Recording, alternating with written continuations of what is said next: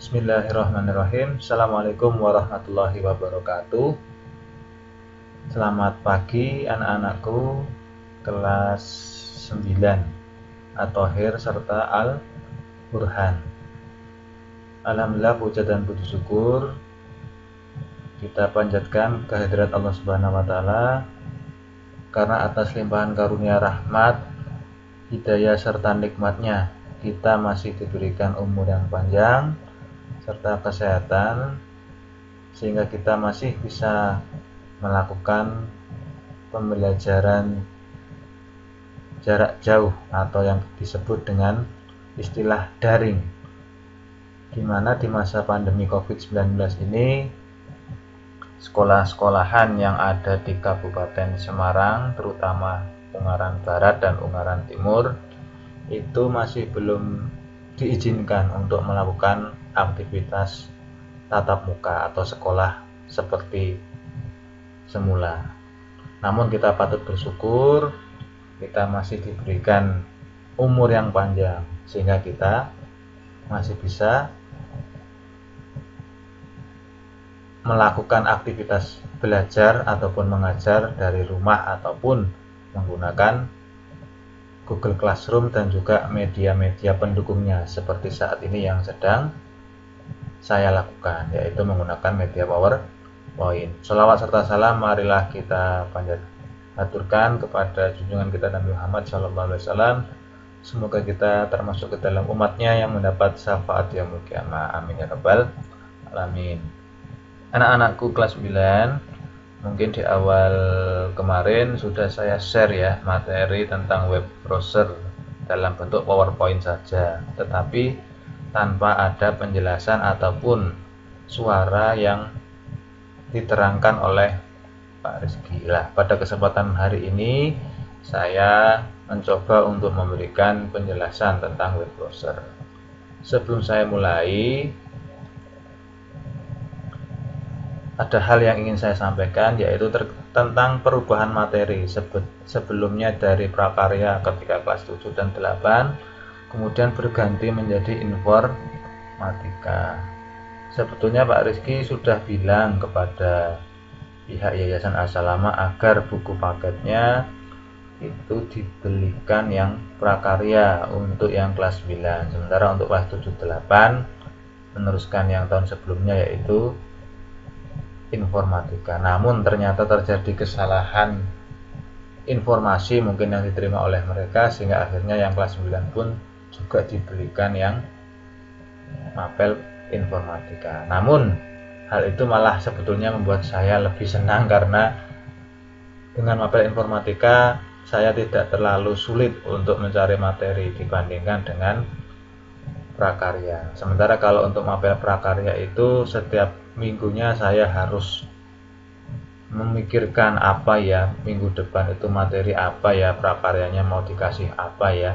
Apalagi ketika pembelajaran jarak jauh itu untuk praktek prakarya itu sangat sulit untuk kita bisa lakukan ya. Kalaupun bisa kita lakukan, mungkin ya kalian masaknya di rumah terus difoto, di video ya. Saya pun ya tidak bisa menerangkan secara live gitu.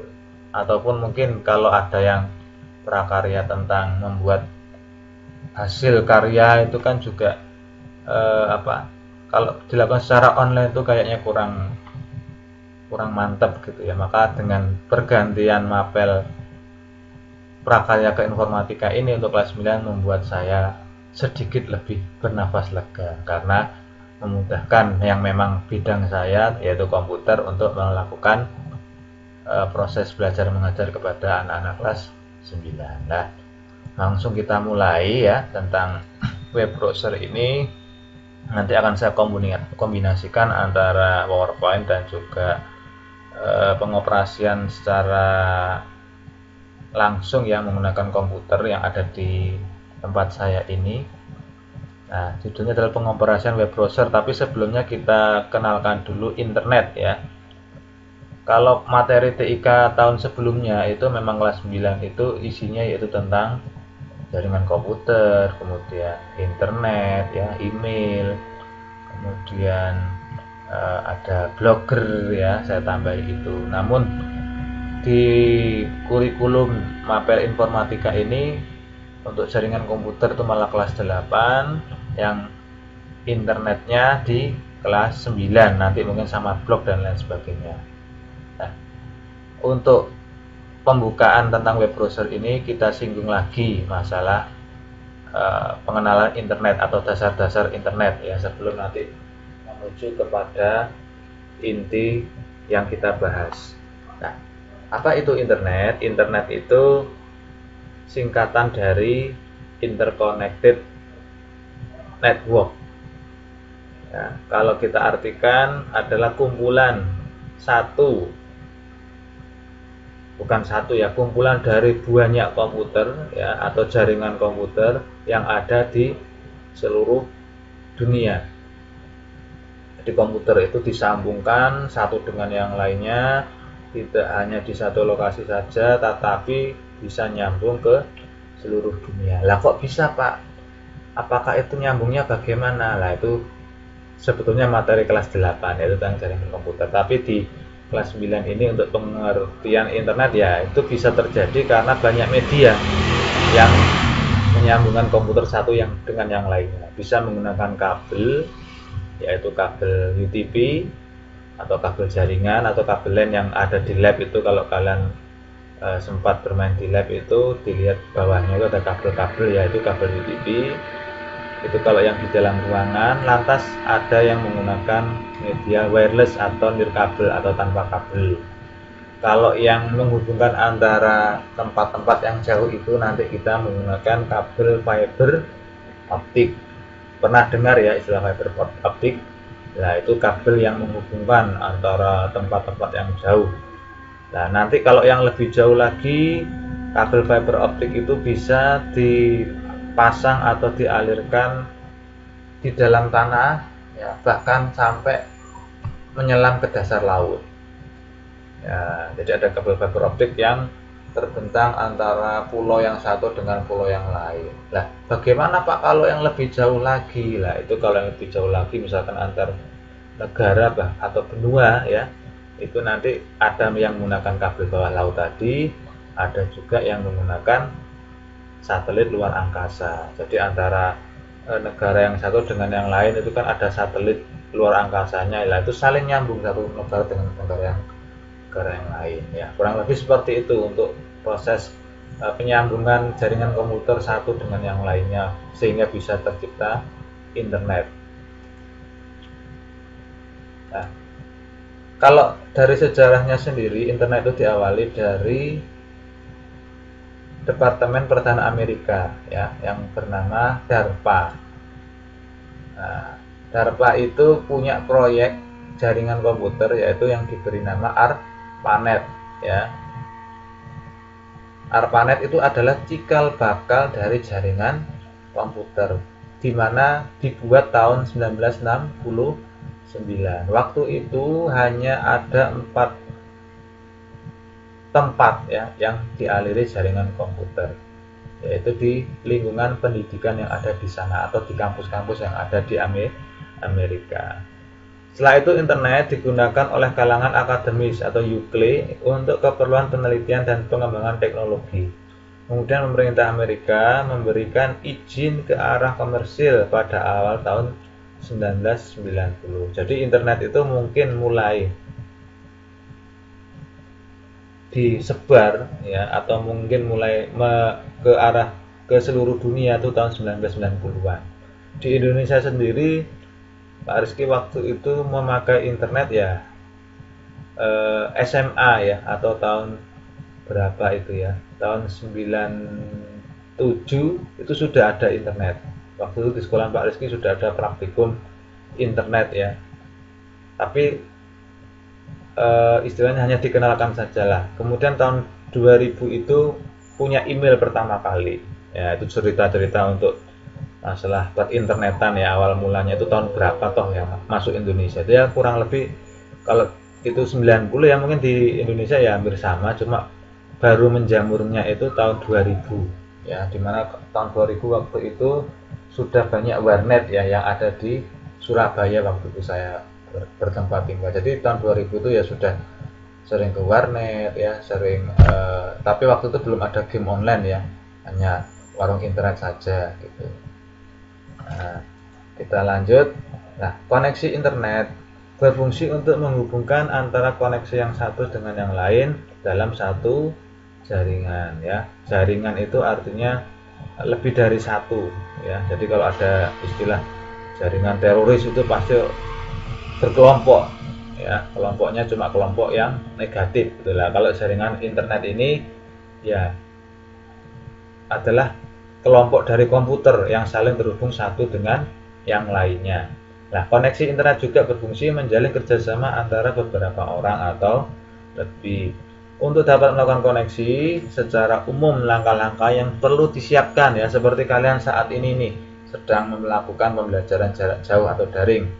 Nah, seperangkat komputer, entah itu personal komputer dan ataupun laptop ya, mungkin itu zaman dulu. Kalau zaman sekarang tambah lagi Pak, ada gadget atau handphone pintar atau smartphone ya. Kemudian yang kedua ada modem atau kepanjangan dari kesingkatan dari modulator demodulator ya. Jadi modem itu kalian sekarang tahu kan, ternyata itu adalah singkatan ya, singkatan dari modulator demodulator. Untuk smartphone, modemnya itu sudah include di dalam alat tersebut. Jadi kalian tidak perlu membeli modem terpisah. Tetapi ketika kalian menggunakan komputer atau laptop, maka modemnya harus beli lagi ya. Kalau tidak beli modem ya berarti kalian harus pasang internet rumah, IndiHome, Bisnet ya, MNC Play, MyRepublik. Itu adalah ISP atau Internet Service Provider yang ada di Indonesia atau di Ungaran ini. Nah, setelah komputer dan modem, maka yang harus ada koneksi internet yang melalui penyedia layanan akses internet atau ISP ya, Internet Service Provider atau penyedia layanan internet seperti yang sudah saya sebutkan tadi. Kalau HP Pak, berarti ISP-nya apa? Kalau HP itu ISP-nya ya operator selulernya ya, ada Telkomsel, ada Indosat, ada Axis, ada XL, ada Tri, dan juga Smartfren. Nah, itu ISP-nya handphone. Tapi kalau ISP-nya komputer tadi sudah saya sebutkan. Nah, kemudian pengertian modem ya, tadi sudah disebutkan. Modem itu singkatan dari modulator demodulator. Fungsinya apa? Fungsinya untuk merubah sinyal digital menjadi analog atau analog menjadi digital. Nah, fungsi yang lebih gampang dimengerti, fungsi modem itu adalah untuk menghubungkan atau menyambungkan ke internet. Ya, jadi alatnya yang menyambungkan ke internet, tapi menghubungkannya tidak tiba-tiba begitu saja ya. Untuk internet rumah, modem itu ya harus dipasang kabel. Jadi ada kabel dari modem itu yang keluar ya ke mana? Ke ISP-nya atau ke IndiHome. Jadi IndiHome itu Telkom itu dia narik kabel ya, narik kabel dari pusatnya itu ke rumah-rumah yang langganan IndiHome. Nah, kabel ke rumah-rumah itu nanti dia dicolokkan ke modem. Nah, setelah dari modem itu barulah internet disebarkan seisi rumah, entah itu yang menggunakan kabel ataupun menggunakan hotspot atau wireless ya, seperti itu. Tapi kalau yang HP gimana? Kalau yang HP ya ada yang namanya SIM card atau kartu SIM ya, yang isinya kuota atau pulsa internet itu. Nah, setelah saya terangkan tentang modem, modem ada dua jenis ya, ada modem eksternal dan juga modem internal. Nah, modem eksternal contoh mudahnya adalah MiFi ya. Kalau kalian punya alat MiFi ya, dulu tuh operatornya Smartfren, kalau sekarang MiFi itu sudah semua GSM ya, bisa. Jadi MiFi yang Smartfren itu hanya bisa untuk kartu Smartfren, tapi kalau MyV 4G itu untuk semua kartu GSM. Jadi bisa kalian isi kartu Indosat, Telkomsel dan yang lainnya. Ya, jadi eksternal itu maksudnya di luar atau bisa dibawa kemana-mana ya. Kalau yang modemnya model pocket atau MyV tadi. Tapi kalau modem IndiHome ya itu di luar tapi nggak bisa di mana-mana ya. Dia sudah dipasang di tempatnya. Nah, kemudian modem internal itu modem yang dipasang di dalam CPU ya. Jadi kita buka casing CPU itu terus ditancapkan modem internal.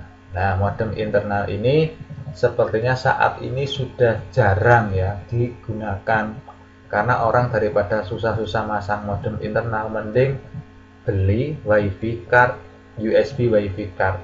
Jadi komputernya nanti ada WiFi-nya dinyalakan menangkap sinyal hotspot dari akses point ya, entah itu dari akses pointnya IndiHome ataupun dari akses pointnya HP ya, dengan cara menyalakan tethering hotspotnya itu. Nah, kita sekarang baru menuju ke arah web browser ya. Web itu kita menyebutnya WWW ya, World Wide Web ya. Web itu situs yang ada di internet atau halaman-halaman situs yang ada di internet. Nah, browser sendiri itu dari kata dasar browse yaitu menjelajah.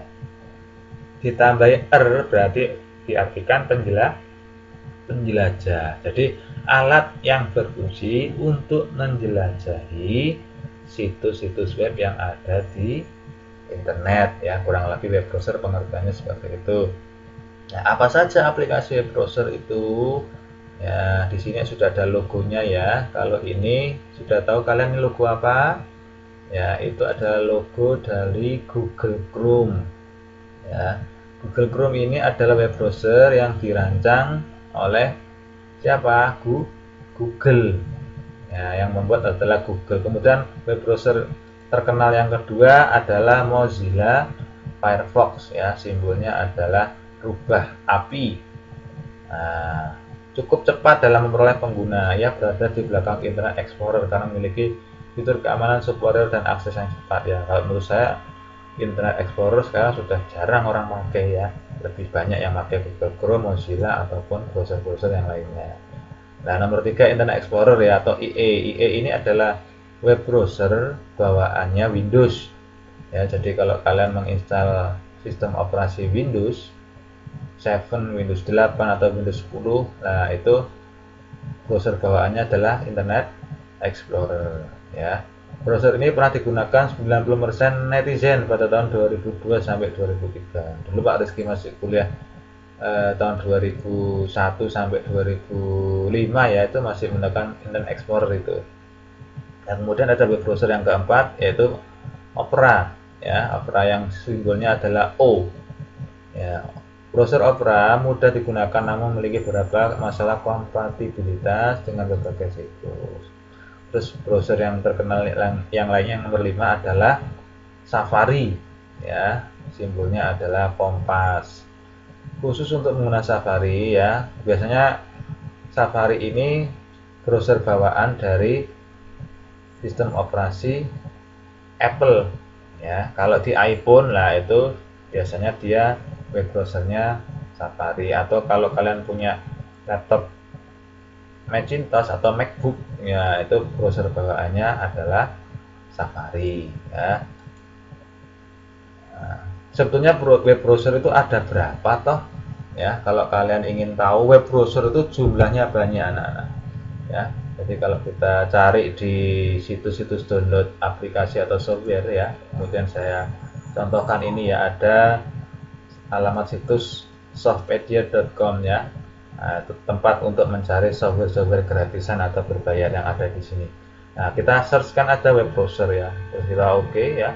Nah, ini muncul web browser mulai dari Google Chrome, Opera, Internet Explorer ya, Vivaldi, Chromium, Maxton, Avant, Coolnovo, Slim, Firefox ya, Portable ya, Belmont, Green Browser dan lain sebagainya. Saya scroll ke bawah, ini jumlahnya satu page atau satu halaman ini 30.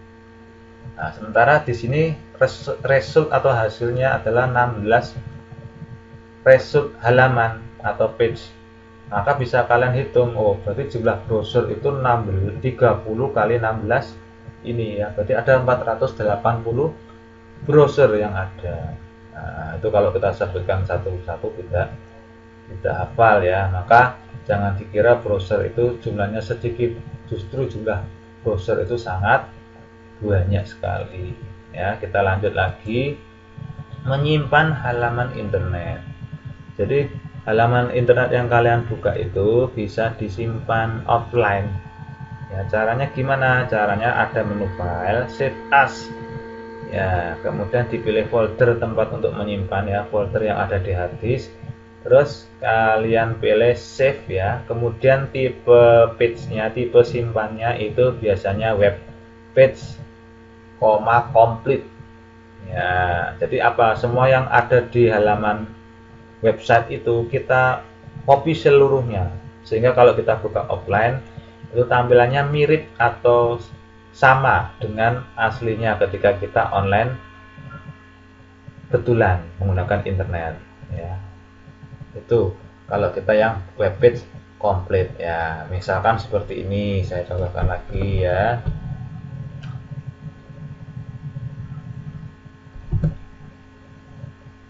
Nah, ini kalau saya simpan ya, file save as.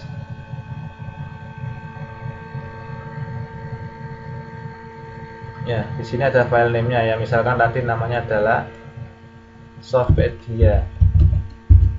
Ya. Saya nyimpannya di mana? Misalkan nyimpannya di dokumen. Nah, terus save as tipenya. Kalian bisa lihat di situ ada tipe web page complete. Berarti semua web kita copy ya, baik tulisan, gambar, warna dan lain sebagainya. Kalau web page HTML only, ini kita simpannya sepertinya yang script HTML-nya ya. HTML itu adalah bahasa pemrograman untuk membuat alamat web ya.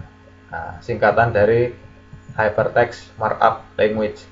Kalau text file ini yang kita simpan hanya tulisannya tok atau kalimatnya saja ya. Makanya ketika menyimpan halaman web, kalian pilihnya yang web page complete ya. Nah, misalkan Softpedia gitu ya, kita simpan save ya. Nah, begitu cara nyimpannya. Lanjut ke sini, download ya. Download itu pengertiannya adalah mengambil file dari internet, kita simpan ke komputer ya. Bahasa Indonesianya apa? Unduh atau upload atau unggah ya. Bahasa yang betul adalah unduh ya. Cara download file dari internet ya, perhatikan link dulu, icon ya, biasanya ada icon atau pertanda khusus ya. Kalau itu bisa kita download ya, biasanya ada linknya dulu. Link itu bentuknya seperti kursor tapi ada telunjuk jarinya ya. Kemudian muncul kotak dialog file download, klik tombol save untuk mendownload.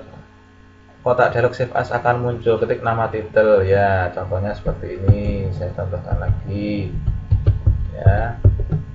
Nah, gimana misalkan ini kita download ya untuk Firefox ini misalkan.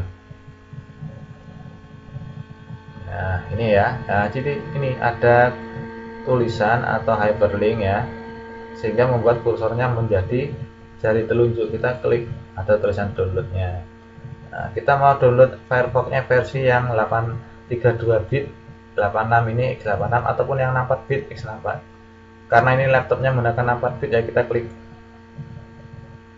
ya. Terus kita kalau mau nunggu ya kita tunggu proses downloadnya. Kalau tidak mau nunggu, kita klik ini, klik start it manual lah, sudah keluar ya. Nah, kita start download lah. Untuk Pak Rizky sendiri menggunakan software downloadnya IDM ya, Internet Download Manager. Kenapa? Supaya koneksi downloadnya lebih cepat daripada download biasa atau manual. Nah, kita start download. Nah, itu cara untuk mendownload atau mengunduh tadi ya.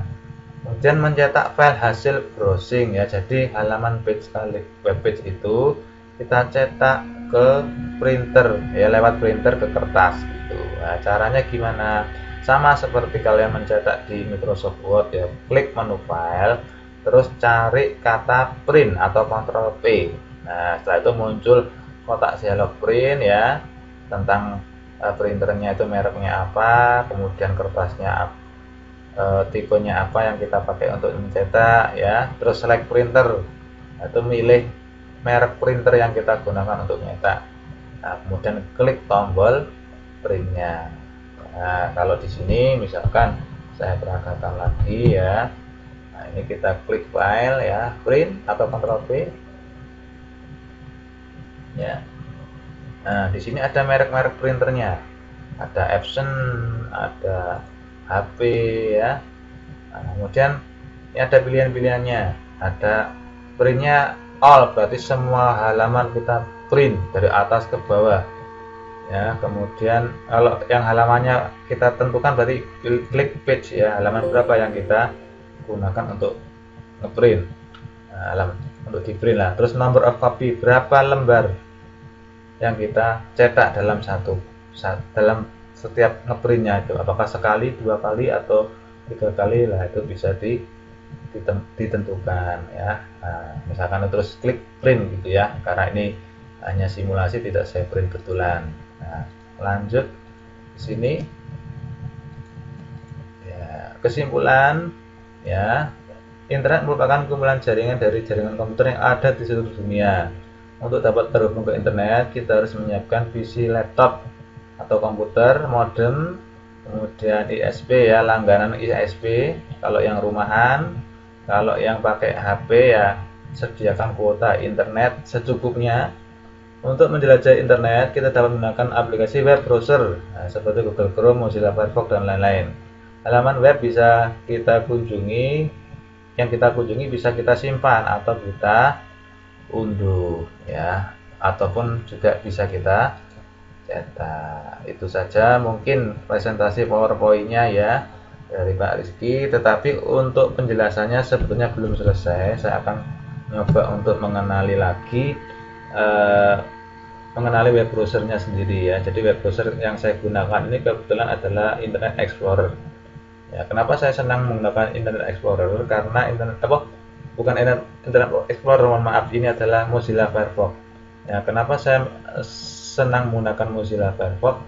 Karena Mozilla Firefox jika dibandingkan dengan Google Chrome ya, itu proses loadingnya atau berpikirnya lebih cepat untuk membuka halaman web ya. Kemudian di sini menu-menunya jelas ya, sama seperti Microsoft Word, misalkan ada file, edit, view ya, cuma bedanya di sini ada history, ada bookmark, ada tool helpnya juga ada di Microsoft Word juga.